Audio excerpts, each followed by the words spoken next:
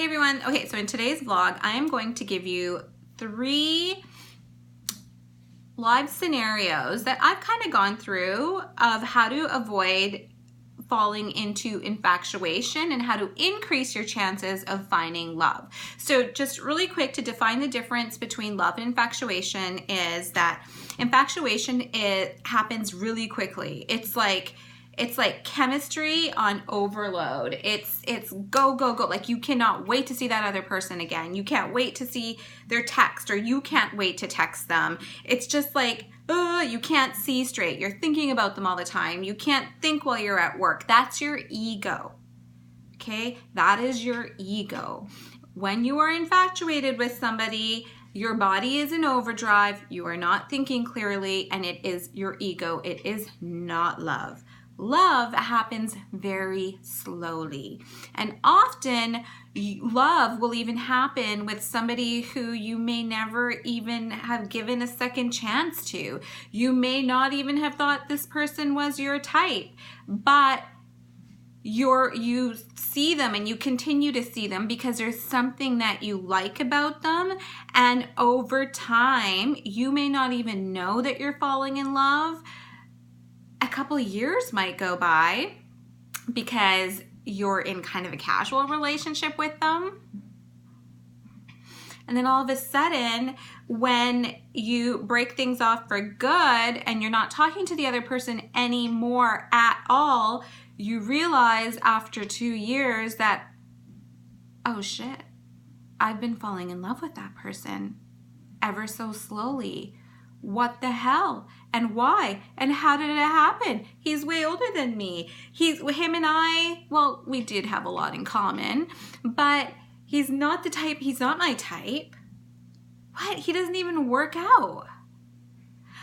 He doesn't even listen to the same music as me. No, that's not, no, something's wrong. It's not love. It's not love. Oh, it's love. You know why? Because it happened slowly. It happened gradually. And it happened over time. And do you know how I know it's love? And I was shocked because I had to figure this out myself. Like I literally had to do this. I do a lot of introspection. And this is why I can define and say that I fell in love with someone who I never would expect to date ever. No, I would think they're not my type whatsoever, or we had nothing in common, but we started this like friendship. But obviously there were things that I enjoyed. I loved how he wasn't exactly easygoing, but somewhat easygoing. Loved his sense of humor. We laughed a lot together. We had a lot of fun together when we hung out. It was just, our conversations were actually quite intellectual because he's an entrepreneur, I'm an entrepreneur.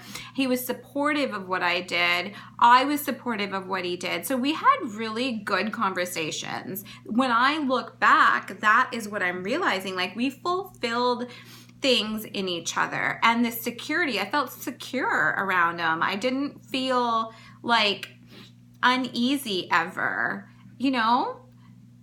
And I just thought, and we were dubbing this off as friends, this casual relationship just as friends, which lasted, like I said, 2 years. And now that I've cut it all off, we kind of both cut it all off. I guess I pushed it a little bit. But now that it's like cut all off and I haven't had the luxury to pick up my phone and just message a friend of mine, I have been missing it. And it's not just missing it, it is also, you have fallen in love or were in love when it's not just missing someone, because that could be ego too, but it's like it's kind of craving that friendship, that communication, that conversation, and not craving it in a needy way because that's ego, but craving it in a way where you feel like it fulfilled you some way, like not fulfilled you as a person, but your heart chakra, like your heart center, that their opinion mattered enough that it made you feel good, you know? So I guess what I'm trying to, that's what I'm saying is love is very gradual, very gradual. You don't even know how sometimes that you're falling in love until you're like in it and you miss them. Oh, and the other thing that I wanted to say is the reason I know that it was love and I had fallen in love was because I either like really, when I think about him, I really love the things that he did and what we had, or then I turn around and I hate him. I hate him. So, and you know, what's the opposite of hate? It's actually a mirror. It's love. So that is when I knew, I was like, oh my God, I think I loved him. Oh my God, I loved him. So, because there's this extreme love for him and then there's this extreme hate for him and there's no discernment. There's no middle ground. And when you know that you're completely over someone and out of love, you come from discernment. And I have not been coming from discernment. So that's another thing. Now, one of the greatest lesson in this last relationship for me was that it is so important to like talk to people that you don't think are your type. Or when you do go on a date, like you don't look at the other person and think that like you're on you're interviewing someone, because when you're doing that, you're trying to tick the boxes for yourself. Like whatever fulfillment you need or whatever inside of you is lacking, you want that other person to fulfill. So that's why dating and people ask all these interview style questions, which I'm so against. Please don't do that. Like it is so unnecessary. Ask the fun questions, like what do you do for fun?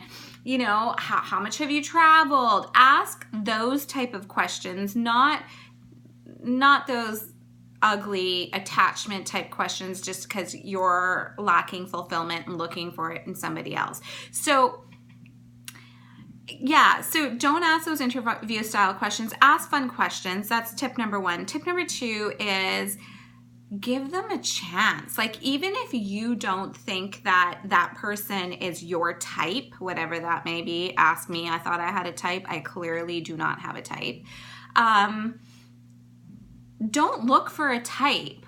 Look for how much you laugh in the conversation. Look for how the other person, is he gentle? Is he assertive and attentive to you? Like look at those type of human behaviors when you're out on a date. There's no need to classify people as types. That's what I've learned. So that's step number 2. Don't go in there with an open mind and do not classify the person as not your type. And the third is chemistry. Yes, chemistry is extremely important, but it's not end all be all.